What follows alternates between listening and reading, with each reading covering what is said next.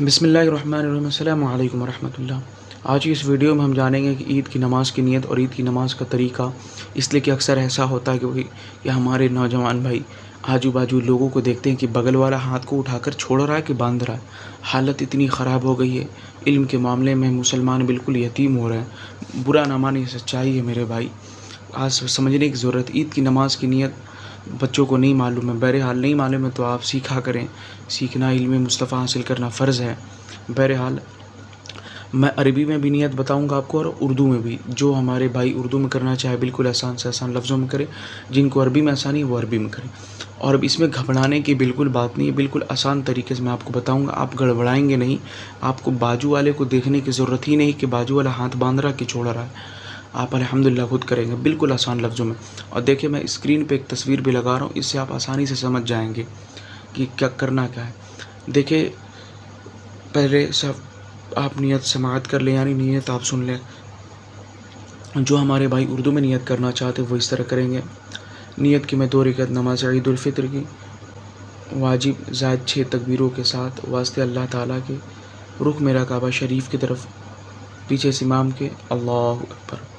ये हो गई नियत। एक बार और सुन ले उर्दू वाली नियत। नियत की मैंने 2 रकात नमाज ईद उल फित्र की वाजिब ज़ायद 6 तकबीरों के साथ वास्ते अल्लाह ताला के, मुँह मेरा काबा शरीफ की तरफ, पीछे इस इमाम के, अल्लाहु अकबर। अब देखिए, ये हो गई उर्दू में नियत। अरबी वाले भी यहीं पर सुन ले। अरबी में जो हज़रत करना चाहें, अरबी में कुछ यूँ किया करना है आपको। नवैतु अन उसल्ली लिल्लाहि तआला रकाती स्वलाति व ईदुल फित्री मा सित्ततिन ज़ाइदतिन वाजिब लिल्लाहि तआला इक़्तदैतु बिहाज़िल इमामी मुतवज्जिहन इला जिहतिल काबति शरीफति, अल्लाहु अकबर। बहुत आसान है और बस करने की ज़रूरत है। अब देखिए, अब यहाँ से जो प्रोसेस हो रहा है, मेन अहम प्रोसेस अब स्टार्ट है। जहाँ से नियत बांधने के बाद जो मेन मसला खड़ा होता है हमारे नौजवानों में कि वो बगल वालों को देखते हो बांध रहा है कि छोड़ रहा है। देखिए, कन्फ्यूज़ बिल्कुल नहीं होना। स्टार्टिंग की जो पहली रकात होगी, यानी 2 रकात होती है, तो पहली रकात में 4 तकबीरें बोली जाएंगी। कितनी तकबीर? 4 तकबीरें, यानी 4 बार अल्लाह अकबर बोले जाएंगे। तो घबराना नहीं है। आप मेरी बातों को गौर से सुने और तस्वीर देखें स्क्रीन पर। जब पहली तकबीर इमाम साहब कहेंगे नियत करने के बाद अल्लाहु अकबर, आपको उस वक्त हाथ उठाकर बांध लेना है। इमाम साहब भी हाथ बांध देंगे। और तस्वीर में आप देखें, पहली तकबीर में अपने दोनों हाथों को कानों तक उठाकर हाथ बांध लेना है। फिर आपको सना पढ़ना है। इमाम को भी सना पढ़ना है और मुक्तदी को भी, यानी सुब्हानक अल्लाहुम्मा व बिहम्दिका व तबारक अस्मुक व तआला जद्दुक व ला इलाहा गैरुक। इमाम साहब भी सना पढ़ेंगे और आप लोग भी सना पढ़ें। अब देखिए, ये एक तकबीर हो गई जिसमें अपने हाथ को बांधा, कानों तक हाथ को उठाकर अपने हाथ को बांधा और सना पढ़ा। ठीक, एक तकबीर कंप्लीट हो गई। ये नमाज वाली ही तकबीर है, याद रखें। अब जो 3 तकबीर होगी, ये 3 तकबीर ज़ायद हैं। अब आप 3 तकबीर कैसे होगी? देखिए, 3 बार इमाम साहब अल्लाहु अकबर कहेंगे। देखिए, जो शुरू के 2 बार होगा, स्टार्टिंग के जो 2 बार की तकबीर होगी, यानी 3 मरतबा इमाम साहब कहेंगे अल्लाहु अकबर अल्लाहु अकबर अल्लाहु अकबर। तो 2 बार में आपको अपने हाथों को कानों तक उठाना है और छोड़ देना है। समझ रहे हैं ना मेरी बातों को? 3 तकबीर होगी। ये एक तकबीर को हटा दीजिए जिसमें आपने सना पढ़ा है। इसके बाद 3 तकबीर होगी, यानी आप 2 बार में हाथों को उठा देंगे कानों तक और छोड़ देंगे। इस तरीके से देखें, अल्लाहु अकबर, कानों तक हाथ उठाएं, छोड़ दें। अल्लाहु अकबर, कानों तक हाथ उठाएं, छोड़ दें। 2 हो गई।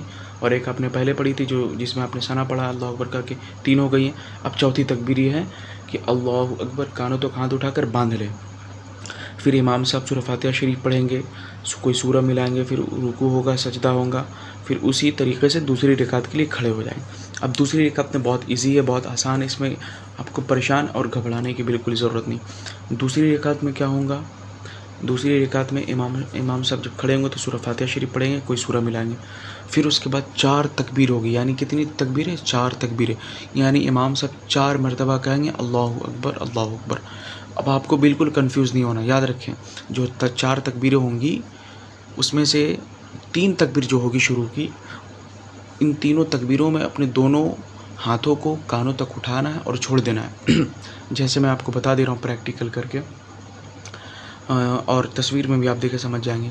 देखें, 4 तकबीर मैं बोलूँगा, आप इसी तरह नोट करें। अल्लाहु अकबर, कानों तक हाथ उठाएं, छोड़ दे, एक तकबीर। अल्लाहु अकबर, कानों तक हाथ को उठाएं, फिर छोड़ दे, 2 तकबीर मुकम्मल। अल्लाहु अकबर, कानों तक हाथों को उठाएं और छोड़ दे। ये हो गई 3 तकबीर। अब जो चौथी तकबीर होगी, इसमें आपको हाथ उठाना नहीं है। हाथ उठाना नहीं है, डायरेक्ट आपको रुकू में जाना है। यानी अल्लाहु अकबर, डायरेक्ट आपको रुकू में चल जाना है। हाथ नहीं उठाना। इमाम साहब रुकू में जाएंगे, आप भी रुकू में जाएँ, बिल्कुल आपको हाथ नहीं उठाना है।